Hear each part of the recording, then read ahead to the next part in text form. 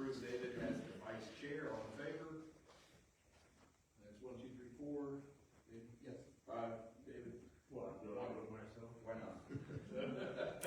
All right, unanimous. And lastly, we have the position of secretary.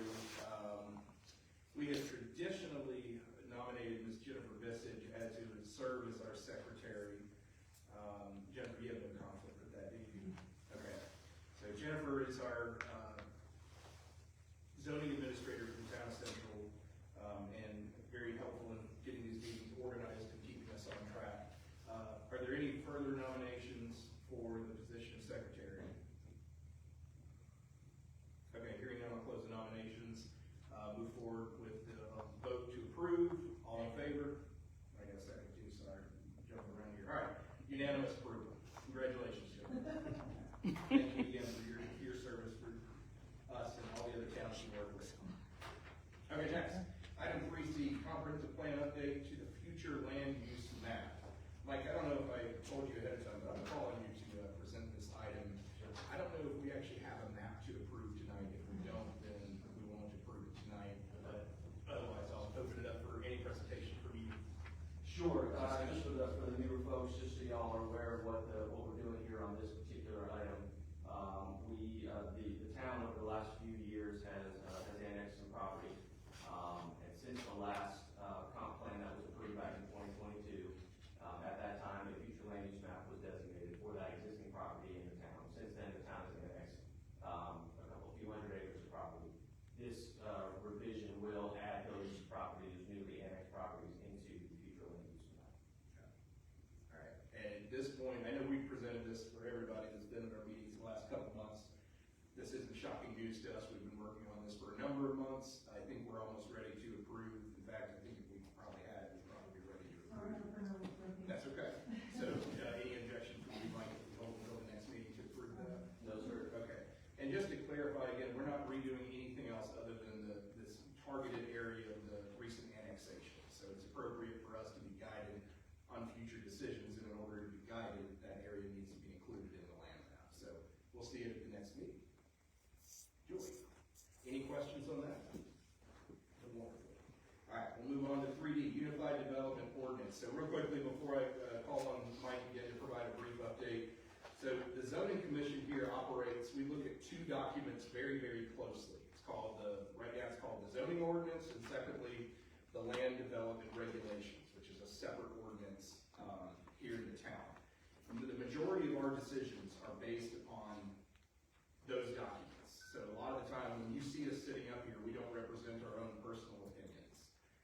My South Carolina law, oftentimes we can't. We actually have to look at those documents and draw our conclusions based on those documents that have been previously passed by the town in previous meetings. So we are updating that, and as part of that, we're also looking to consolidate those documents into one document, because we want people to understand the process, and we want it to be easy when people want to know what laws apply to their property. So we're working with Mr. Foreman here, who's contracting with us as the town planner. This has been previously approved. We've got, we keep talking about this. So I want y'all to understand that things are still happening. Mike and I talked on Monday, and I got another in-depth update.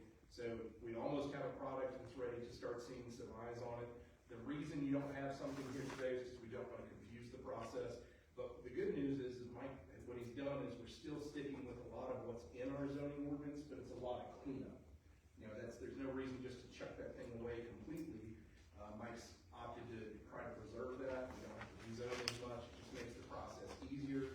So it's still coming. If you have feedback, if you have questions, please go ahead and ask Mike now.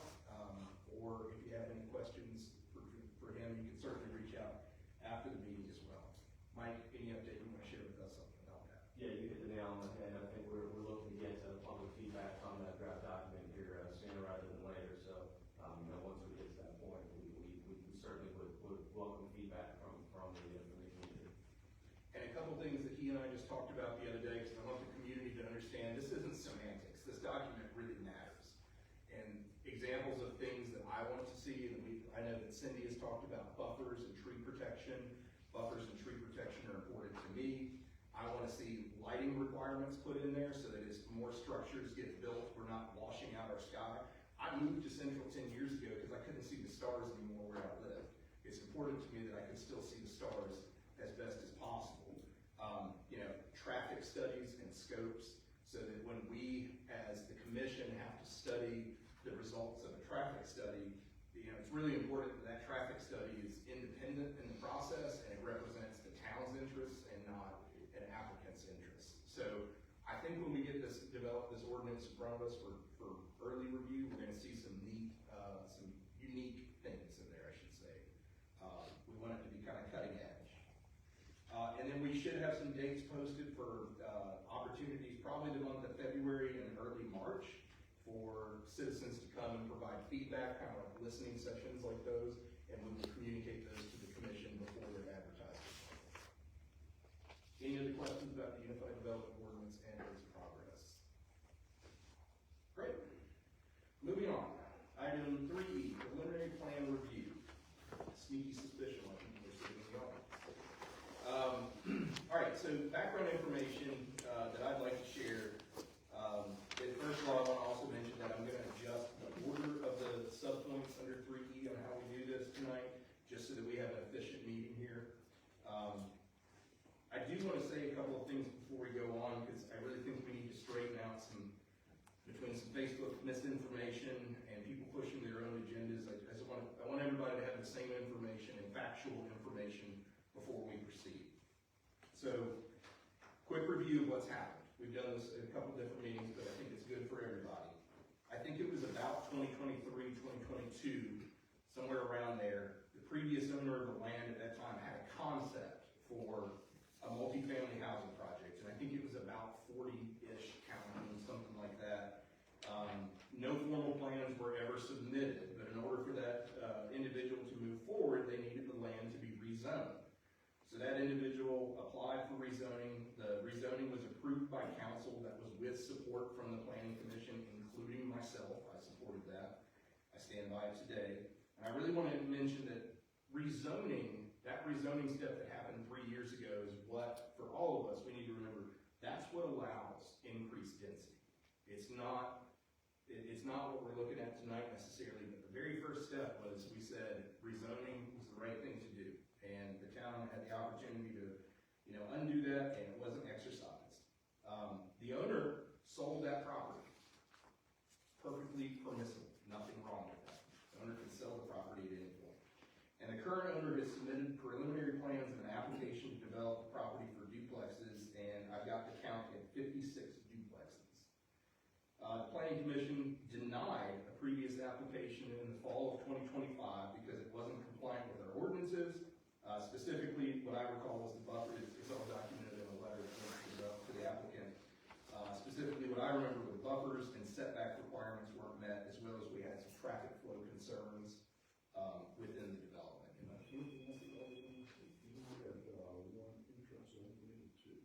On one side. Yeah, correct. Okay, a number of entrances as well. So we denied that application. The developer took our feedback into consideration, has resubmitted the plans for review.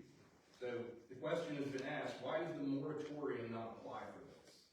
So because the applicant began the review process months before the moratorium was ever conceptualized, or passed, I should say, that ordinance specifically exempted any projects which had begun the application process. So this is perfectly allowed to proceed forward, even with the moratorium being in place for other projects that have not yet entered the review process. Finally, I just want to mention something here. We were going to welcome comments here in just a few minutes. If you're getting your information off of Facebook, I advise you heavily to please reach out to the city, show up to, do what you're doing tonight. Come to these meetings and get information and the facts, because Facebook is not facts. It's really not. Secondly, we want to review the process. That's for all of us as well as the benefit of everybody that's here tonight. Rezoning already happened. There were 4 different public meetings, including a public hearing, and signs had to be put up and notices had to go out for that.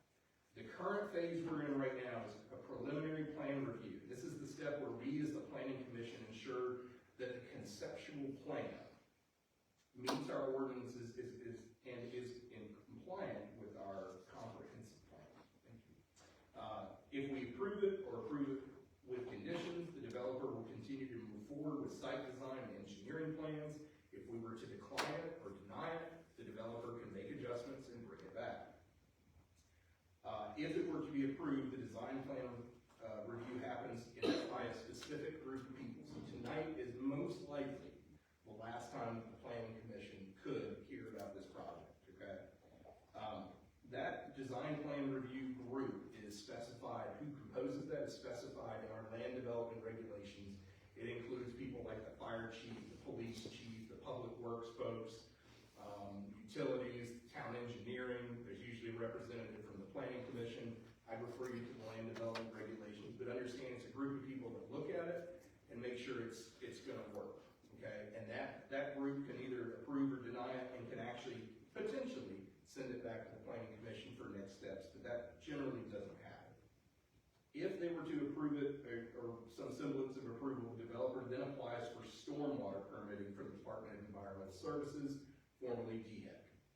If that were approved, the developer may begin land clearing, and once the site improvements have begun, building permits can then be issued, and once buildings are built and zoning inspections are passed, certificates of occupants can be issued and people can move in. The point of that very long drawn-out process is to highlight that there's lots of opportunities for things to change or not move forward. So whatever the outcome tonight, there's lots of stuff that still comes ahead. So with that, we're going to move into our public comment period. And I got a couple things to mention here before we get into the rules, and I'm sorry I'm still talking. Are you tired of it yet? Okay. At least folks can hear me. Thank you very much. First, let me remind you that we are not town council. We are not city council. We were not elected. We're the planning commission. We're all volunteers who just live here in town. We're not developers or fat cats. We're your neighbors, your friends, and fellow citizens. We're here tonight instead of buying milk and bread like we apparently should be.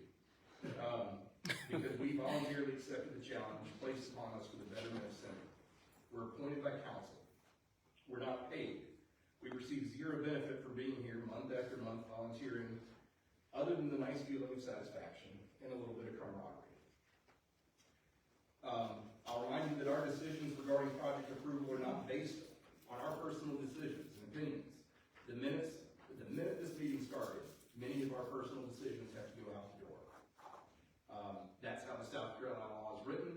You're going to hear us talk a lot about documents and whatnot like that, because what Justin wants usually doesn't matter. It's what the comprehensive plan says. It's what the land development regulations say and what the zoning ordinance say.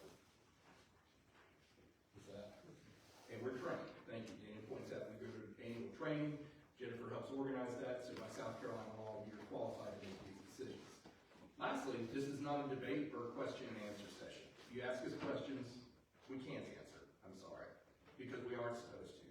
We invite you to come speak your minds, share your thoughts, but this isn't meant to be a discussion. All right, lastly, the rules. Each person that wishes to speak, and I've got a list here, I'll call on you as we work through the list here. You'll have 2 minutes per person to speak, and because I've got a smartphone in front of me, I'll serve as the timekeeper, and I'll try to do my best to give you a 20-second warning. You may not yield time to anyone else, and I reserve the right to rule anyone out of order in their comments. The public comment period will last no longer than 30 minutes from when we begin. So, with that, we'll move into the public comment period. First person on the list here that is signed in, if you wish to make comments, or if you don't wish to make comments, please let me know. The first person identified here is Will Maldax. Will, do you have anything you'd like to say? He is declined. All right, moving on. I can't read that. Okay. Who signed second? Who signed in second? And if you don't know, it's okay, we'll come back. I tell you what, if we get to the end and you haven't gotten to speak, and This is the doctor's signature. yeah. If you didn't get to speak when I call on you, let me know. Let me make this a little bit easier. How many of you wish to come up and speak? Raise your hand, please. I'll start with you in the front, please, sir. You may approach. You have 2 minutes from the time that we begin. I do ask you to mention your name, full name, so that we can record it in the meeting minutes for the record. Thank you. I'm Joseph Bradford, a Central resident. I live actually right by where this land is going to be developed. And so I'm just gonna read off 1.5 here. I understand that this development was previously reviewed and denied due to zoning or land development regulations, concerns.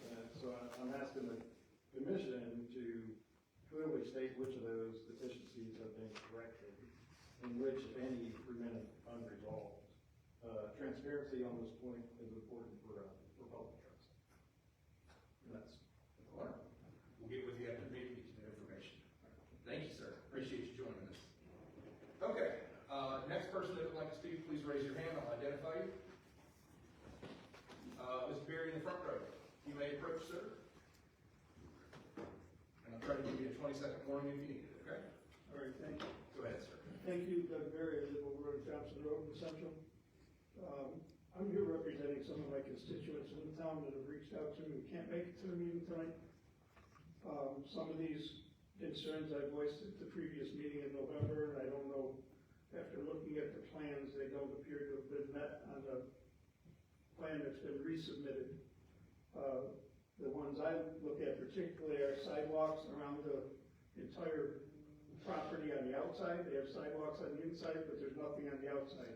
There's an asphalt bike trail along Pepper Street that is still in planning phases, so we don't know if that'll be there either. The traffic on Pepper Street is already hazardous, and to add 200 more cars a day going around that neighborhood is just unbelievable. There's no traffic study been cited yet as to what is over there, what is going to be there, and residents are concerned for their safety. This is from people living right on top of that property. Privacy, with being able to relax in the nature that's there with the old growth forest, animals after a crazy day at work. Safety, one has 3 large breed dogs and they value the safety of their yard. They can keep the dogs in without fear of anything happening to their animals or their animals doing any damage to anything else. Again, the traffic buffers. I noticed that there is a clear space on the plans. It's not defined as anything but clear space, 40-foot clear space, and I still consider the buffers as developers used in the past are insufficient. All they are is cleared space with little bushes and grass planted. And when you're cutting down an old growth forest to do that, it doesn't count as a buffer as far as anybody's concerned. Drainage issues, there's always been drainage issues along Tarrant Street and also along Pepper. That's your 2 minutes. Thank you very much, Mr. Berry, for joining us tonight. Thank you. Okay. Anyone else that would like to speak? Yes, ma'am. Come on up. Thank you for joining us. Okay. All right. Good evening, I'm Nisha. I live in Central, we've been here for about 4 years. And I wanted to respond to the comment that facts don't live on Facebook, which I completely agree, right? So that's exactly why I submitted formal FOIA requests for the documents related to this development. So that residents, such as myself, we can review the actual studies and reports for ourselves and not rely on speculation on Facebook. As of tonight, I am still waiting for those records. I know that y'all have 10 business days to reply. And when citizens ask for these traffic studies, stormwater analysis, density, and zoning compliance documents, that's not opposition, it's just responsible for their engagement.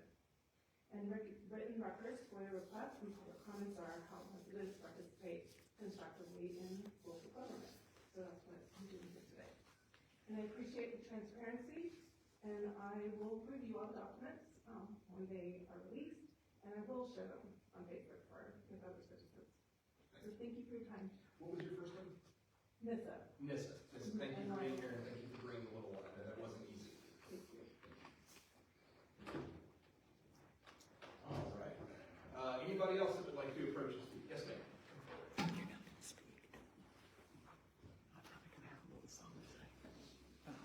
My name is Susie Yankovic, and I live in Central off of Johnson Road.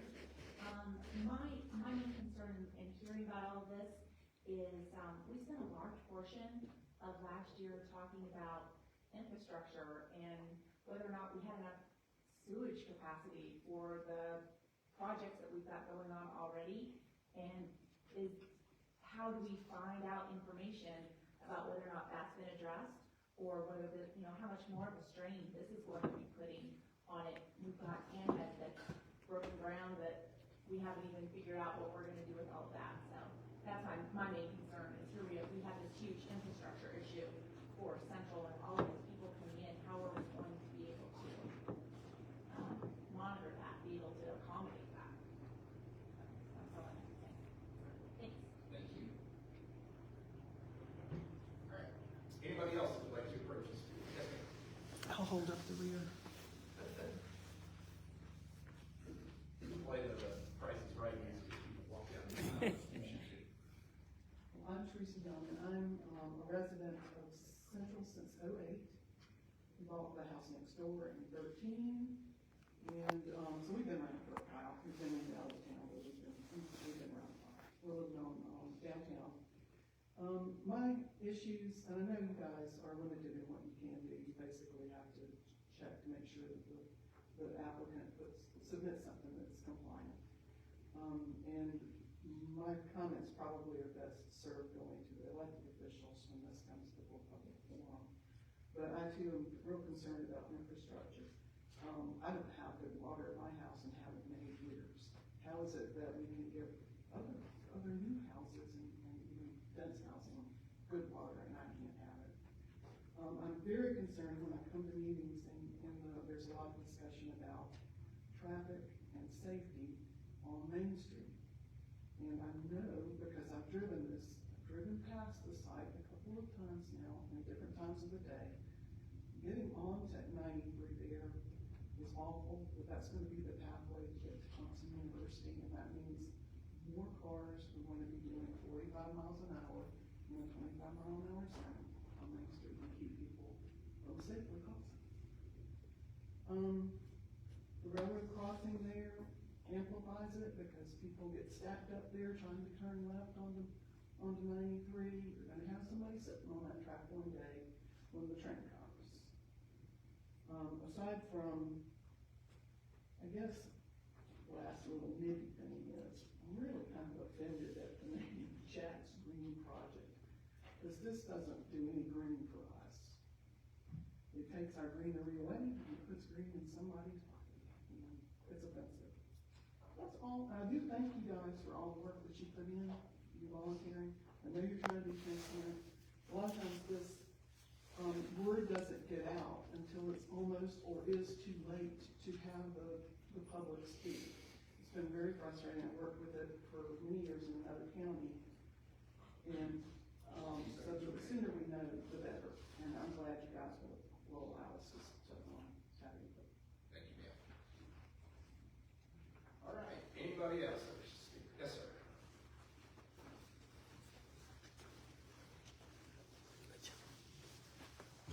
My name is Darren Sullivan. I've been a resident since 2018.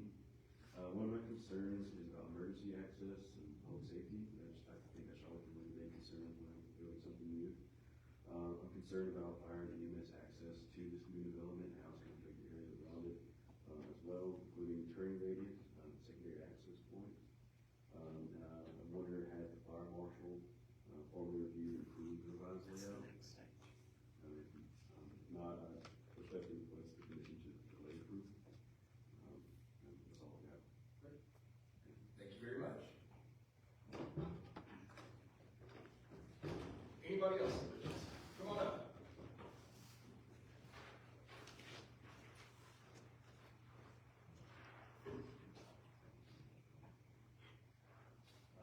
My name is Daniel. I've been a resident here since '81. And I live very close to this project. That's one of my neighbors, that's one of my neighbors.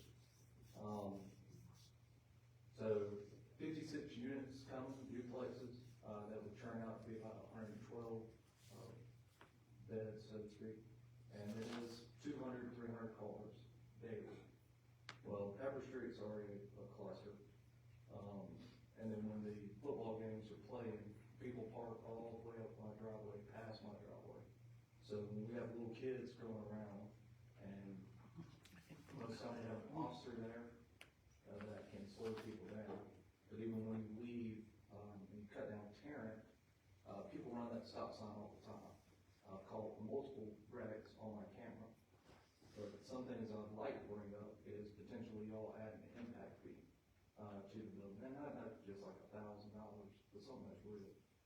because when it's said and done, the town is responsible for maintaining these roads, maintaining the sewer, and they can say whatever they want to, that we're gonna have so much money gained from taxes that y'all are not gonna know what to do with all the money. That's actually incorrect. There's been enough studies to prove that to be a false statement.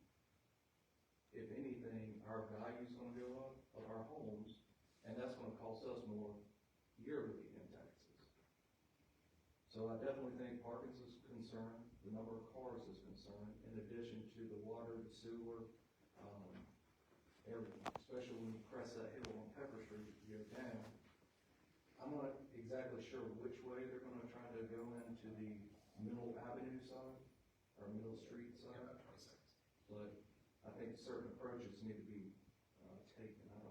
I'm not against growth in the town of Central, but I think that type of growth is improper for 8.5 acres of land. Thank you for your time, thank you for all that you do. Thank you. Anybody else that would like to speak? Mr. Quick, come on up.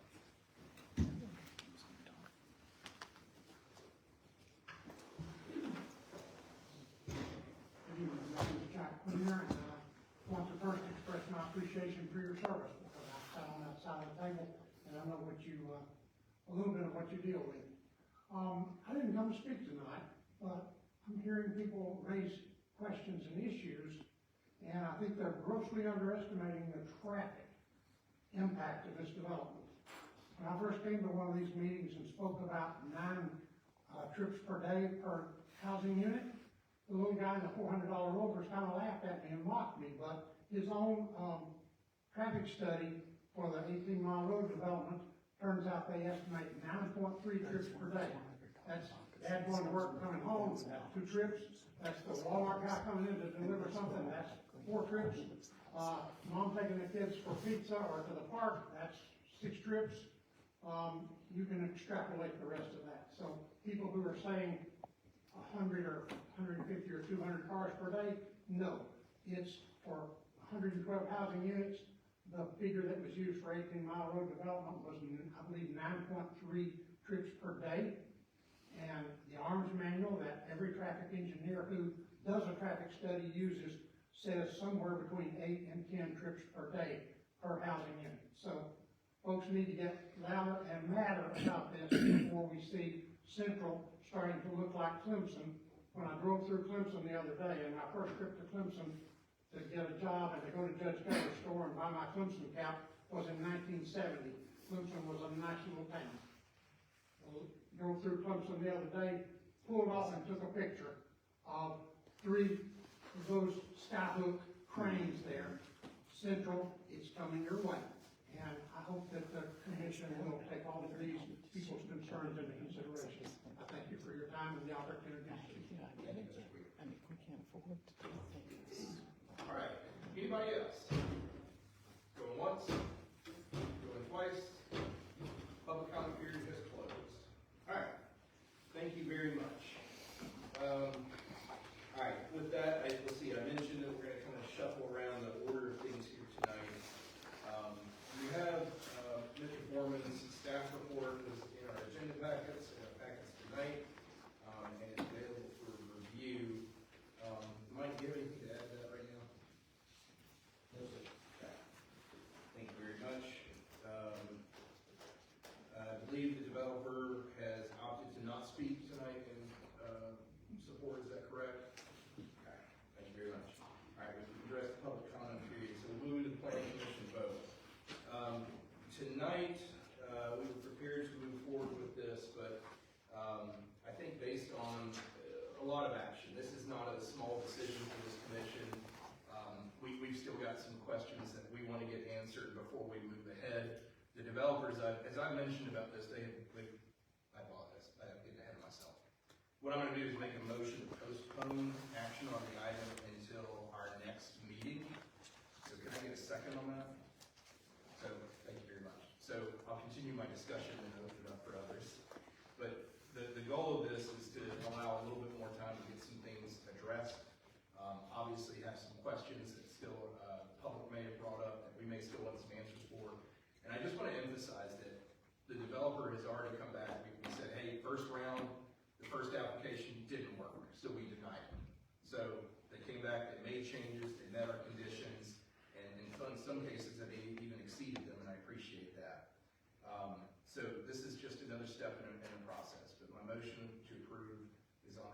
Any further discussion or questions, comments from the commission? I have, you said motion to approve. Motion to postpone. Thank you. Comment. My comment is pretty much the same as last time, and when this came through initially, the density was much lower. The intention was that it was going to, fit into the community. Now we have, yes, a new developer who's pushing this through, and I think the intent of the project is completely different than it was before. So that's just a general statement. Higher density, what I'm saying. My comment is, I'm concerned about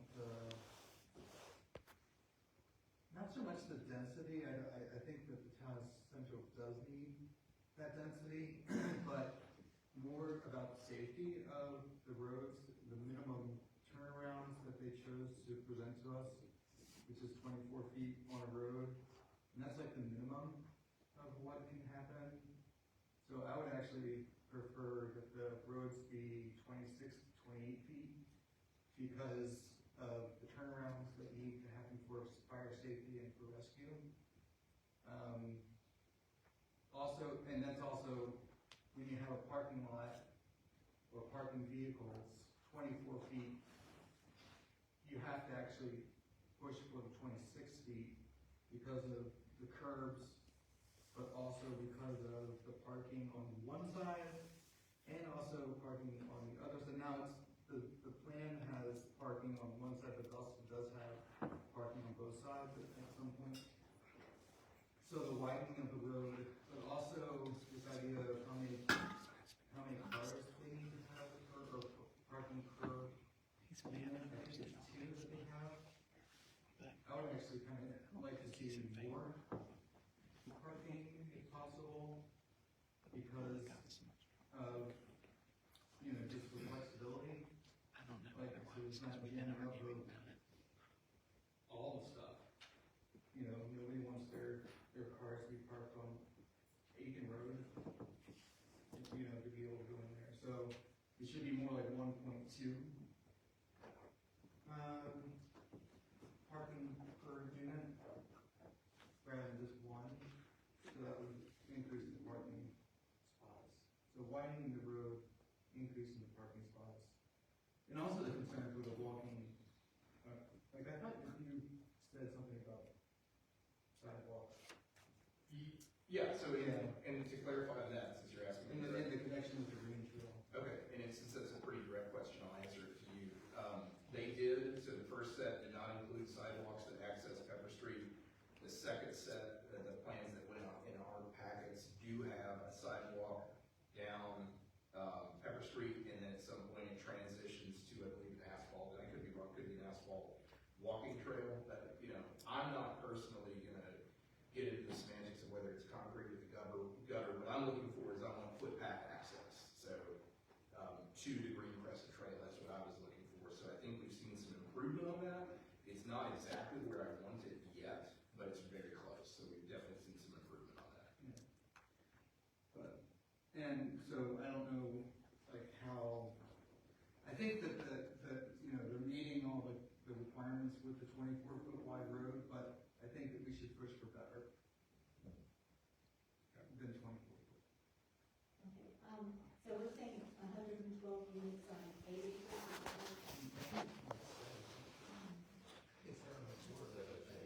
Is that the combination of two parcels together? Okay, well, I disagree with Daniel. I don't think that the density is okay. And 1.2 spaces is not gonna cut it because a lot of people have 2 cars in the family.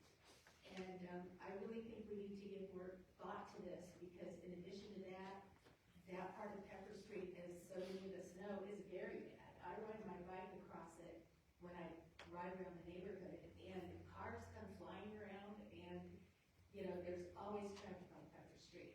And so I can imagine, 112 units on less than 8 acres is, that road's not gonna be sufficient if it's built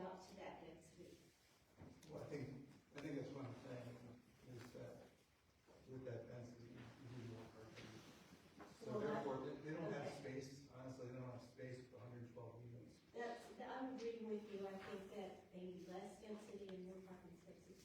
Right, but like the size of the house, I don't have a problem with. It's just, that for safety, my point of view is more from safety.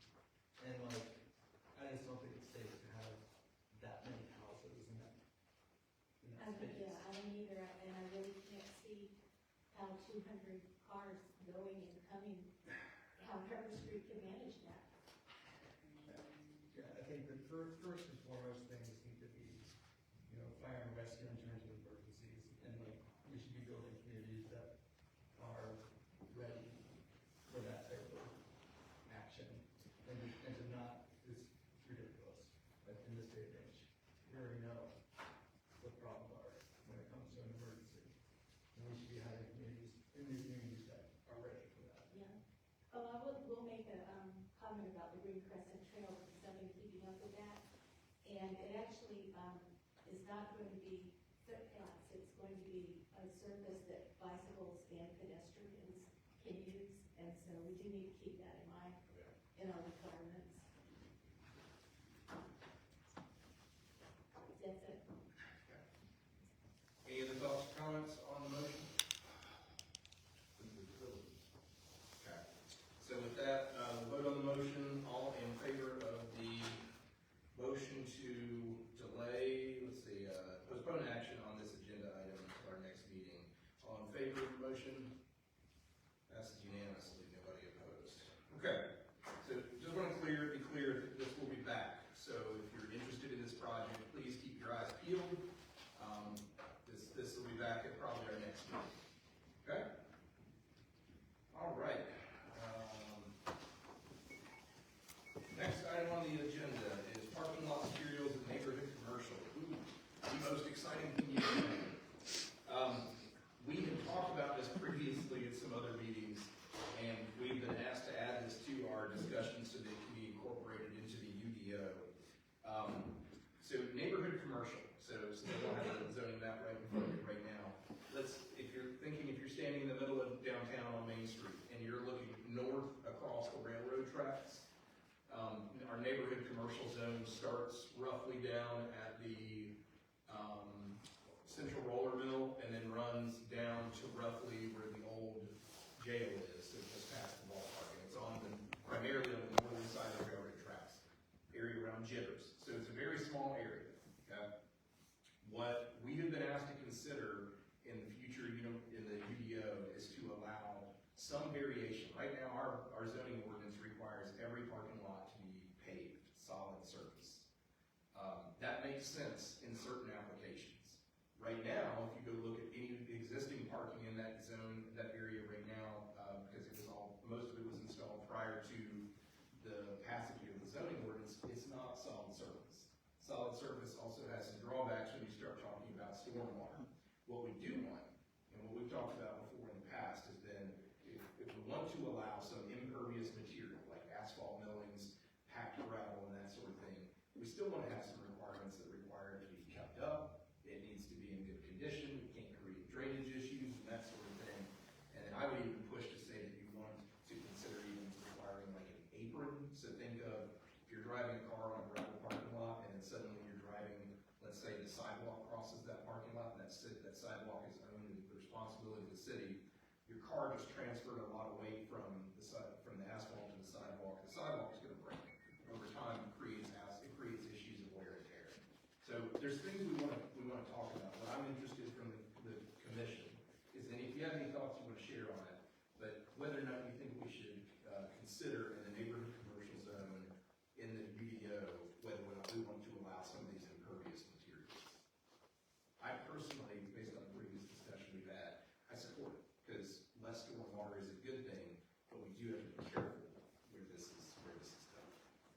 Yeah, I would agree with that. I think we need to make sure we define it well. And you make sure that folks understand, what the requirements are for safety and for surrounding structure, like you mentioned, city sidewalks. But I'm all for having some sort of surface that allows, rainwater to percolate through the soil rather than run off. I think that's a very nice thing. So it sounds like we're not necessarily opposed to it. Mike? So can I have, what is it we're proposing?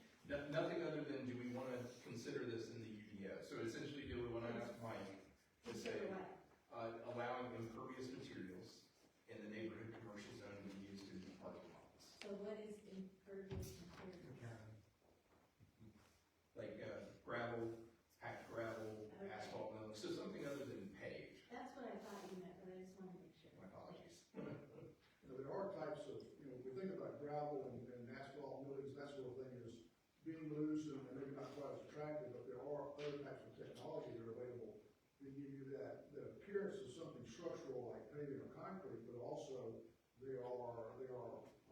forget the technical term, they allow stormwater to go through them. Impervious. Yeah, that was really, my one thought was about the look of it, and are we, looking at aesthetics? Like, I don't think that black top is necessarily aesthetic, but there is a finished look about it.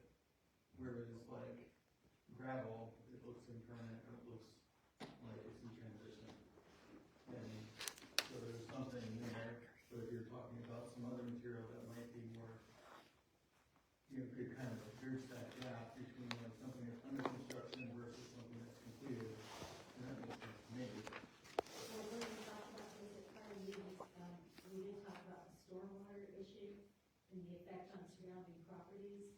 And I think that the gravel lots that we have over there are well maintained and they look fine. And, I personally, I wouldn't like to have to transfer it to blacktop because of the stormwater issue and the cost to the people who own the buildings. So it sounds like we're in agreement on it, and anybody have any other thoughts on it? So how do we provide direction so that we can meet some of the things we've talked about? I think Mike has heard it, and as he's working on that, I think he can start to comb some of the requirements that we might see in other cities, and also based on feedback he's heard from us, just like, impacts to minimizing other properties, general upkeep. Is he gonna bring us some information on impervious, surface, and then we'll make a decision, or are we making it now? What would most likely to be, and that's a good question, so I think what we'd like to see is we probably just incorporate some of that language into the draft of that larger ordinance we're talking about, and because anything that's like net new that's been added to that ordinance, we're gonna spend a little extra time on when we do review. But he's gonna report. Yeah, so the report will probably be in that ordinance, so it'll say, I added this, here's my findings, here's my recommended language, and we can at that point red line change or whatever we want to do. Okay, any other questions? Thank you. No need to vote on that. Jennifer, zoning administrator updates. First item is development projects underway. Any updates on those? Okay. For non-conforming signs, all the doing on the code enforcement officer has a list of those for. Checking it. All right, so just so y'all are aware, we get citizen complaints all the time about stuff, so I've gotten some feedback about some signs that are out of conformance, so I provided it to Jennifer, who provided it to the code enforcement officer, who, the council reports on her is doing an excellent job. All right. Don, welcome to the meeting. Thank you for joining. Thank you to all the members that are here tonight to do this important work. Our next meeting is scheduled for Tuesday, February the 17th, and